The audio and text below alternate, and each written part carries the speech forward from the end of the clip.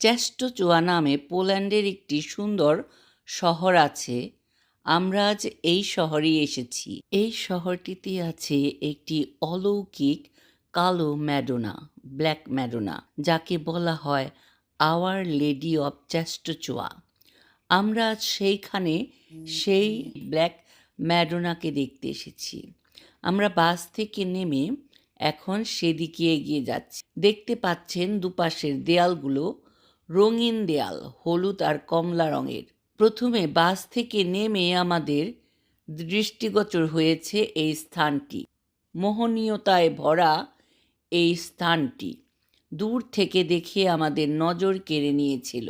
দেখেন কি সুন্দর জায়গা, দুপাশে নানান ধরনের ফ্ল্যাগ, আর মাঝখান দিয়ে খুব সুন্দর একটি চিকন রাস্তা চলে গেছে।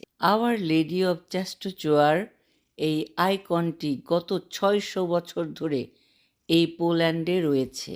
দেয়ালের উপরে দুপাশেই আছে সাধু সাধ্বীদের মূর্তি, আর দুই পাশের দেয়াল জুড়ে চিত্রিত আছে ব্ল্যাক ম্যাডোনার ইতিহাস। আরও আছে যে সমস্ত পোপ মহোদয়রা এখানে ভিজিট করেছিলেন তাদের চিত্রসহ তাদের ডেট সমস্ত কিছু এখানে বর্ণনা করা হয়েছে। এই দুই দেয়ালে বর্ণিত করা হয়েছে। অপূর্ব সুন্দর করে সাজিয়ে রেখেছে এই দেয়ালগুলো। আর এটি হচ্ছে গেট। এই গেটের ভেতর দিয়ে আমরা গির্জার ভেতরে প্রবেশ করব। রাস্তাটাই এত সুন্দর, ভেতরে হয়তোবা আরও সুন্দর। এই রাস্তাটারই যেন প্রেমে পড়ে গেলাম, এতটা সুন্দর, আমাদের মুগ্ধ করেছে এখানে। আমি এই শহরের কথা আগে কখনো শুনিনি।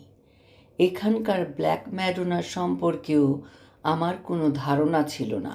আসলে আমরা খ্রিস্টান হলেও আমরা এখনও অনেক কিছুই জানি না। আমরা গেট দিয়ে এখন ভেতরে প্রবেশ করেছি।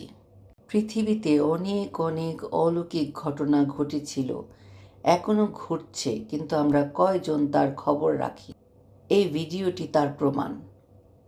আমরা নিজেরাও যখন জানিনি, এখানে না আসলে জানতামও না কখনো, কিন্তু এখন এই অলৌকিক মহিমা দেখতে পাচ্ছি, এর সম্পর্কে জানতে পারছি যে এখানে কি অলৌকিক ঘটনা ঘটেছিল, কেনই বা ঘটেছিল।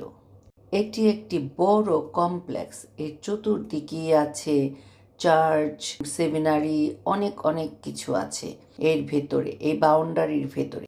আপনারা দেখতেই পাচ্ছেন আমরা এখন হেঁটে চলেছি সেই চ্যাপেলের দিকে, সেই মেন গির্জার দিকে।